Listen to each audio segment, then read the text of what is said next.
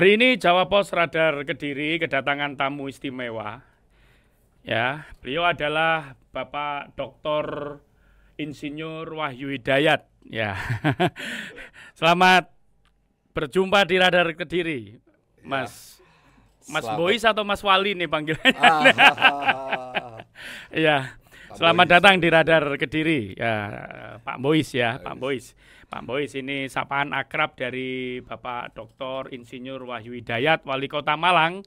Kita ucapkan selamat Pak Bois ya, selamat atas terpilihnya sebagai Ketua Komisariat Wilayah 4 APEKSI, Asosiasi Pemerintah Kota Seluruh Indonesia. Selamat Pak Bois, ya, Mas Wali, Mas Wahyu. Saya ini banyak panggilannya karena kebetulan ini teman lama, sahabat lama, kenal beliau sudah cukup lama dan memang saya mengamati karirnya, prestasi, capaian-capaiannya luar biasa sehingga sekarang diamanati untuk menjadi Ketua Komwil 4 APEKSI atau Asosiasi Pemerintah Kota Seluruh Indonesia. Ya, saya langsung saja Pak Bois, setelah terpilih ini kira-kira saya yakin ya kalau seperti Pak Bois ini kan sudah nggak perlu lagi mapping ya.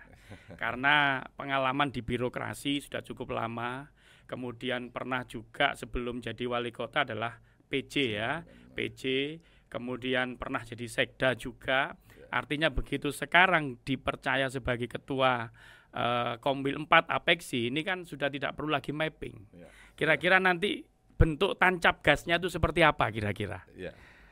Ya, makasih Mas Gum. Ini ketemu lagi ya di Jawa Pos Radar Kediri. Ya, terima kasih. Dari hari ini kita bisa ketemu dan saya bisa menempatkan diri di sela-sela dari musyawarah tadi dengan Komisariat 4 APEKSI. Dan tadi saya sudah diamanai sebagai ketua untuk Komisariat Wilayah 4 APEKSI yang membawahi wilayah Jawa Timur, Bali, NTB, dan NTT. Tentu karena Komisariat 4 ini adalah bagian dari kepengurusan APEKSI di pusat, banyak hal yang harus saya lakukan, terutama kemarin kita rakernas Mas Gun di Surabaya, langsung dipimpin oleh Cak Eri, Ketua APEKSI atau Wali Kota Surabaya. Ada beberapa hal yang menjadi satu rekomendasi yang harus dilakukan APEKSI untuk bisa memberikan salah satu solusi. Solusi-solusi yang terjadi di pemerintahan kota.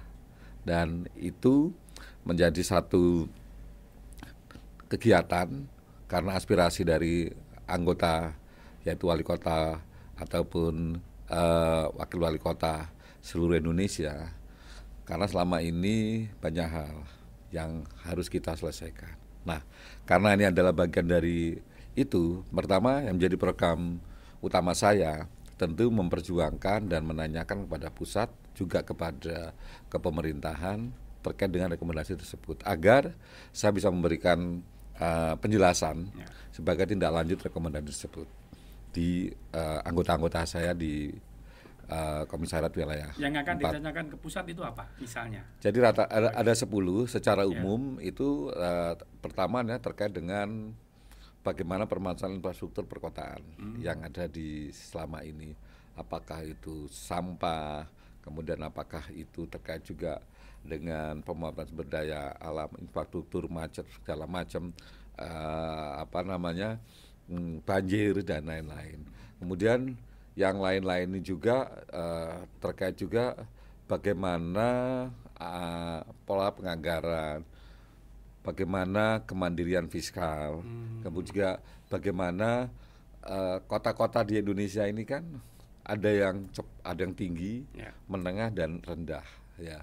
Dan ini kita sesuai dengan amanah dari Cak Eri, semua kota anggota APEKSI semua sama, tidak ada yang lebih, tidak ada yang enggak. Nah, bagaimana kita punya keinginan untuk menyamaratakan yang mungkin pertumbuhannya cepat itu bisa sama dengan memberikan satu pengalaman-pengalaman baik ya, good governance yang dilakukan oleh kota tersebut, agar kota-kota yang belum itu bisa mendapatkan satu pengalaman baik yang sudah dilakukan oleh kota besar. Sama juga seperti kota-kota yang kecil punya hal yang mungkin tidak bisa dilakukan oleh kota besar. Nah itu juga akan dilakukan. Kita ada penyamarataan.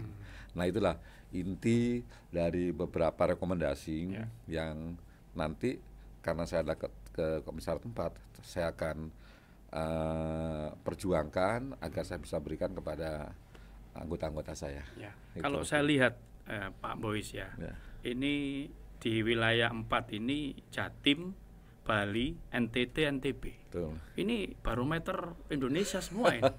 Jawa Timur, Bali, ini. Ini berarti tantangan tersendiri, Pak. Betul. Kalau misalnya ini harus di mapping ya persoalan ya. Tadi ada infrastruktur ya. Infrastruktur. Betul. Nah, infrastruktur itu kan biasanya ada kewenangan. Betul. Soal jalan. Betul. Ada jalan nasional, ada jalan provinsi, ada jalan kota atau kabupaten. Ya. Pak Bois ini masih melihat ada masalah nggak soal itu di daerah? Kalau saya temui itu masih ada permasalahan, baik itu terkait dengan bagaimana mencari solusi, bagaimana pola pembiayaannya, kemudian juga pola, karena kita merencanakan ataupun dalam permasalahan itu kan tidak bisa dalam satu daerah, tetapi juga akan terpengaruh juga dengan daerahnya. Nah itulah, maka walaupun permasalahannya mungkin berbeda-beda, permasalahan di Surabaya, permasalahan di Malang, permasalahan di Kupang, ya sama-sama Jawa Timurnya, itu juga berbeda. Termasuk juga di Bali. Ya. Bali mungkin permasalahannya mungkin karena destinasi terkait dengan wisata. Kalau Surabaya kota besar, ya permasalahannya terkait dengan itu juga bukan dari wisata, tetapi dengan hal-hal yang lain. Kota Malang seperti di Kota Malang misalkan seperti ini juga akan berbeda. Kediri, Malang akan juga berbeda. Tapi masih saya rata-rata masih ada untuk bisa misalkan. Nah, dengan pengalaman baik yang dilakukan oleh wali kota itu, misalkan Surabaya, oh ya terkait permasalahan ini tempat saya seperti nyuruh solusinya. Nah, kita akan bawa.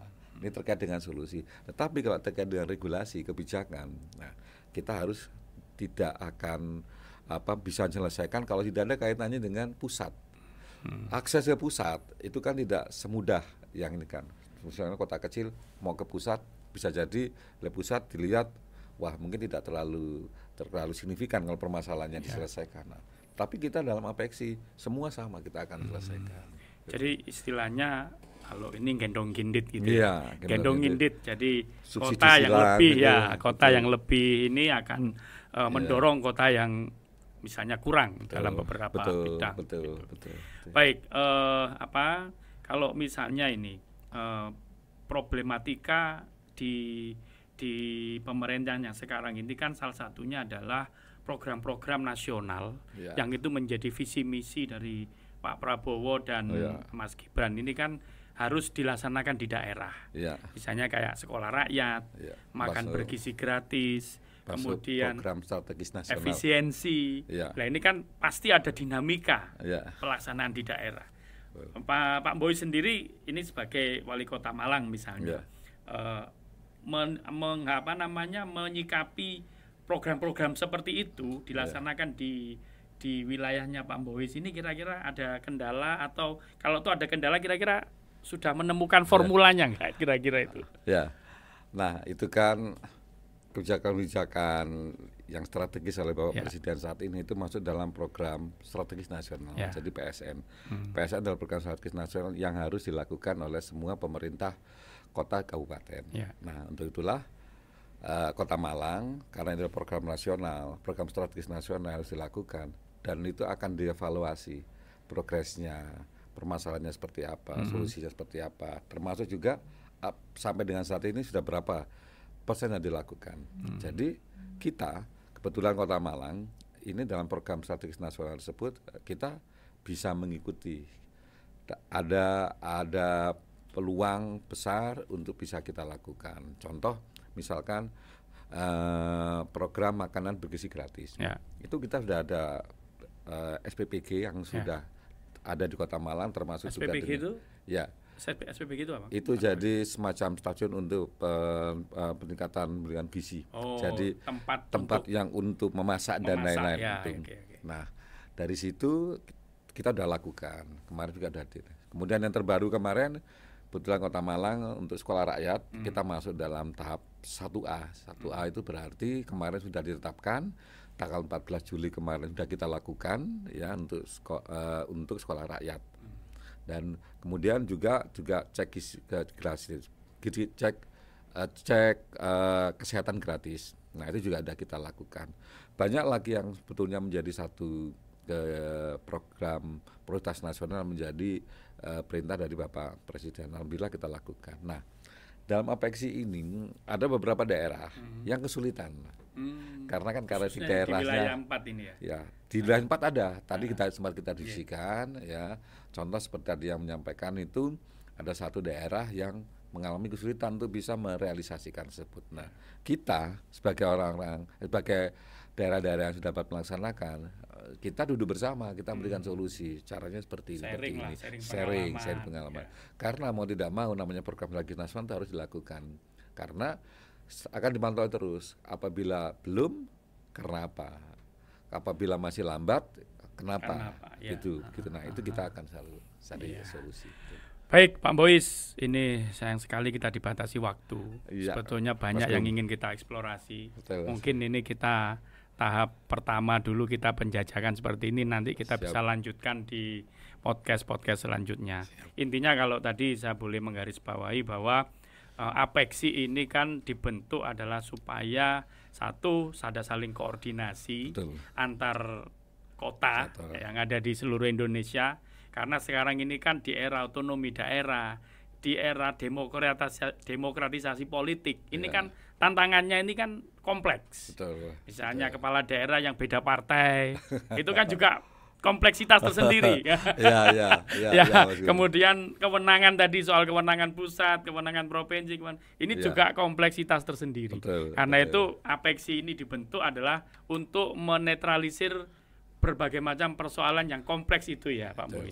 Dan kami yakin Pak Bois bisa. Amin. Karena saya tahu sendiri pengalaman Pak Bois sejak menjadi ASN di Kabupaten Malang sampai menjadi pejabat karir, puncak sebagai sekda, bagaimana bisa memediasi berbagai macam kepentingan yang berbeda, yang itu memicu kompleksitas. Ya, mudah-mudahan lancar Pak Bois. Amin. Memegang amanah. Amin. Mudah-mudahan Kota Malang di bawah Pak Bois juga bisa lebih maju dan lebih sejahtera masyarakatnya. Terima kasih. Kita ketemu lagi di podcast Radar Kediri selanjutnya. Oke. Ya.